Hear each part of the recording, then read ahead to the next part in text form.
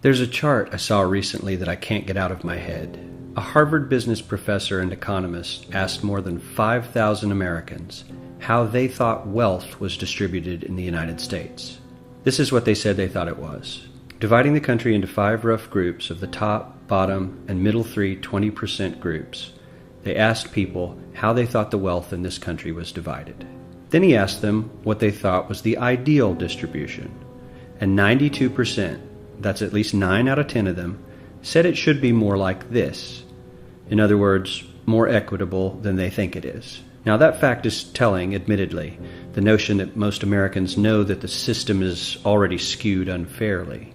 But what's most interesting to me is the reality compared to our perception. The ideal is as far removed from our perception of reality as the actual distribution is from what we think exists in this country. So ignore the ideal for a moment. Here's what we think it is again. And here is the actual distribution. Shockingly skewed. Not only do the bottom 20% and the next 20%, the bottom 40% of Americans barely have any of the wealth. I mean, it's hard to even see them on the chart.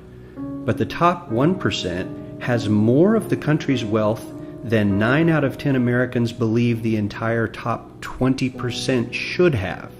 Mind-blowing. But let's look at it another way, because I find this chart kind of difficult to wrap my head around. Instead, let's reduce the 311 million Americans to just a representative 100 people. Make it simple. Here they are: teachers, coaches, firefighters, construction workers, engineers, doctors, lawyers, some investment bankers, a CEO, maybe a celebrity or two.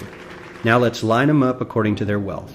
Poorest people on the left, wealthiest on the right, just a steady row of folks based on their net worth. We'll color code them like we did before based on which 20% quintile they fall into.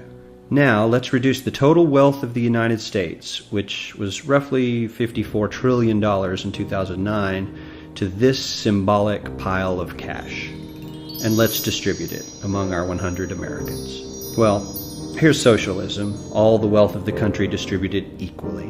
We all know that won't work. We need to encourage people to work and work hard to achieve that good old American dream and keep our country moving forward. So, here's that ideal we asked everyone about. Something like this curve. This isn't too bad. We've got some incentive, as the wealthiest folks are now about 10 to 20 times better off than the poorest Americans. But hey, even the poor folks aren't actually poor, since the poverty line has stayed almost entirely off the chart. We have a super healthy middle class with a smooth transition into wealth. And yes, Republicans and Democrats alike chose this curve. 9 out of 10 people, 92%, said this was a nice, ideal distribution of America's wealth. But let's move on. This is what people think America's wealth distribution actually looks like. Not as equitable, clearly, but for me, even this still looks pretty great. Yes, the poorest 20 to 30% are starting to suffer quite a lot compared to the ideal, and the middle class is certainly struggling more than they were, while the rich and wealthy are making roughly 100 times that of the poorest Americans, and about 10 times that of the still healthy middle class. Sadly, this isn't even close to the reality. Here is the actual distribution of wealth in America. The poorest Americans don't even register. They're down to pocket change. And the middle class is barely distinguishable from the poor.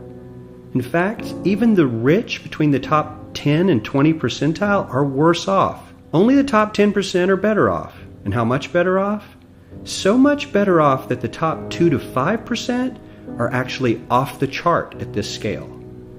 And the top 1%, this guy, well, his stack of money stretches 10 times higher than we can show. Here's his stack of cash, restacked, all by itself. This is the top 1% we've been hearing so much about. So much green in his pockets that I have to give him a whole new column of his own, because he won't fit on my chart. 1% of America has 40% of all the nation's wealth.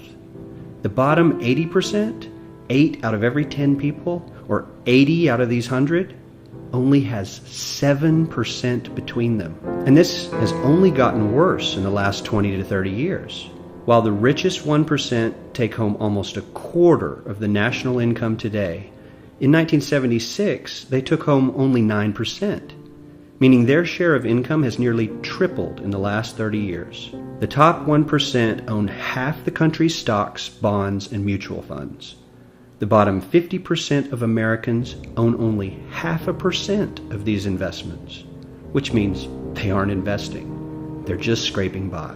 I'm sure many of these wealthy people have worked very hard for their money, but do you really believe that the CEO is working 380 times harder than his average employee? Not his lowest paid employee, not the janitor, but the average earner in his company. The average worker needs to work more than a month to earn what the CEO makes in 1 hour.